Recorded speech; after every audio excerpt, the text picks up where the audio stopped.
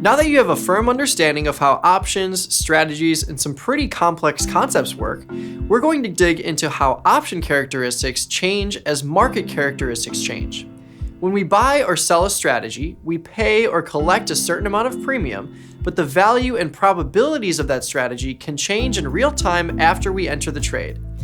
In this introduction to the Greeks, we'll talk about delta, theta, and vega, and expose you to a basic understanding of how option contracts live and breathe through market movements. We'll start with delta first, which is the rate of change of an option's price given a $1 move in the underlying's price. Delta tells us a lot of things, but directional risk is probably the most important. Different options have positive or negative deltas because of how they benefit, but more importantly, where their risk lies. If I have a positive delta overall, I benefit if the stock goes up, but that also means I have risk to the downside. If I have negative deltas, I benefit if the stock goes down, but that also means I have risk to the upside. If I have neutral delta, I'm not affected by small daily movements in the stock price as much as if I had directional bias, but deltas can and will change. Strangles, straddles, iron condors, and iron flies all have pretty neutral deltas because we're taking risk on both sides of the market, just like you learned previously. Let's take a look at a few directional examples and uncover how option prices change given a $1 move in the stock price. Long calls have a positive delta because they offer the owner the opportunity to buy the stock at the strike price chosen. If the stock price increases, this increases the value of the option, which is good for the owner. Assuming all else equal, if the stock price rises $1, the call option will increase in price equivalent to the delta value it has. If the option has a 60 delta, for every $1 move up in the stock price, the option will increase by 60 cents. The value of this long call would increase to $3 if XYZ rallied from 40 to 41 in this example, all else equal. If XYZ dropped to 39 instead, the option would drop from $2.40 to $1.80, all else equal. Long puts have a negative delta because they offer the owner the opportunity to sell the stock at the strike price chosen. If the stock price decreases, this increases the value of the option, which is good for the owner.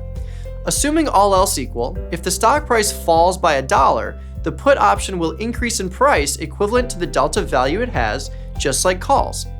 If the option has a negative 70 delta, for every dollar down move in the stock price, the option will increase by 70 cents. This $3.30 option would increase in value to $4 with a $1 sell-off in the stock price. If the stock rallies to 41, the option would drop in value to $2.60, all else equal. If you understand this, understanding the short side of options and their delta exposures should be pretty simple. If a long call has a positive delta, a short call has a negative delta. If a long put has a negative delta, a short put has a positive delta. Short calls have a negative delta because the short side benefits if the option decreases in value rather than increases in value. One of the ways this happens is if the stock price drops. The option would be further out of the money and worth less at that point. Assuming all else equal, if the stock price falls by $1, the option will decrease in price equivalent to the delta value it has. If the option has a negative 40 delta, for every dollar moved down in the stock price, the option will decrease in value by 40 cents. This allows the seller to buy it back for a lower price and secure a profit. If the stock increases to 31 instead, the option will increase in value from $1 to $1.40, all else equal. The option could still be out of the money, but show a loss due to the increase in extrinsic value. Either way, as long as the option expires worthless at expiration, the seller keeps the credit received up front as profit. Short puts have a positive delta because they benefit if the stock price rises.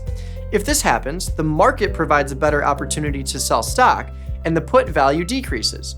Assuming all else equal, if the stock price rises $1, the option will decrease in price equivalent to the delta value it has. If the option has a 40 delta, for every dollar move up in the stock price, the option will decrease by 40 cents. Just like short calls, this is good because we want the option we sell to decrease in value after we sell it. We can then buy it back for a lower amount to secure a profit. If the stock drops by $1, this would increase the value of the put by 40 cents, which is bad for the seller. Still, the option could be out of the money, and we know that all out of the money options expire worthless, so we're less affected by losses on out of the money options compared to options that start to take on intrinsic value. As you can see, different option strikes will offer different delta values.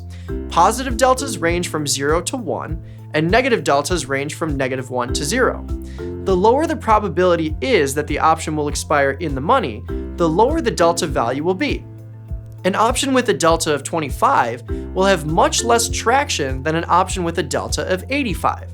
The higher the delta, regardless of whether it's positive or negative, the more sensitive the option's price will be to changes in the stock price. Like I just mentioned, the lower the probability of the option expiring in the money, the lower the delta it will have. The higher the probability of the option expiring in the money, the higher the delta it will have. Delta and the probability of expiring in the money are very similar numbers most of the time, so delta can be used as a back-of-the-hand tool to estimate probabilities. A short call with a delta of -30 could have a 30% probability of expiring in the money, which means it has a 70% probability of expiring out of the money at expiration. An at-the-money option could have a 50 delta and a 50% chance of expiring in the money, and a 60 delta call could have a 60% chance of expiring in the money. This is a handy tool to use if in-the-money percentages are unavailable, or if we're looking to quickly estimate probabilities using delta. If you understand how in-the-money probabilities work and change through the life cycle of a trade, you'll understand how delta works too. When it comes to delta, there's a number of different things we consider. If we own 100 shares of stock that have a positive delta of 100, and we're hedging them with a short call, we usually sell the call that's around a 30 delta. This ensures that we're still giving our shares of stock some upside profit potential, but we're also effectively reducing our cost basis with the credit collected. In this example, we'd hedge our directional risk by 30% compared to owning shares outright. If we sold a -50 delta call, we'd have minimal upside profit potential in the shares, but we'd collect more extrinsic value premium in the short call. It's all a trade-off when it comes to hedging delta in covered calls. At the end of the day, we like to view delta as our directional risk gauge.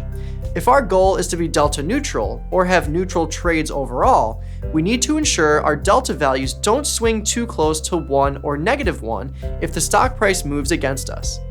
This means adjusting strategies to minimize delta exposure, adding new ones to offset current delta exposure, or removing trades that have a strong delta exposure that we don't desire.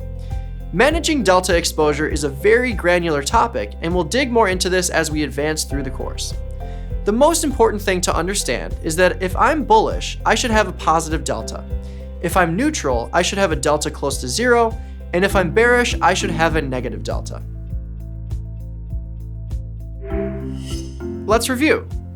Delta is the rate of change of an option's price given a $1 move in the underlying price, all else equal.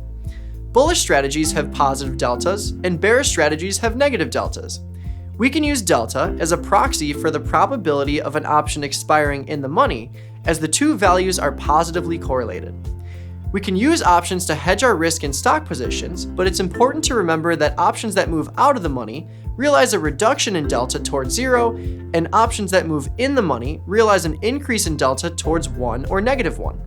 If we don't like the delta we see, we can adjust trades to help mitigate our directional exposure. Check out the written content below for even more information on delta, and get ready to move on to the next section where you'll learn about theta, the decay of an option's extrinsic value given a one-day passage of time.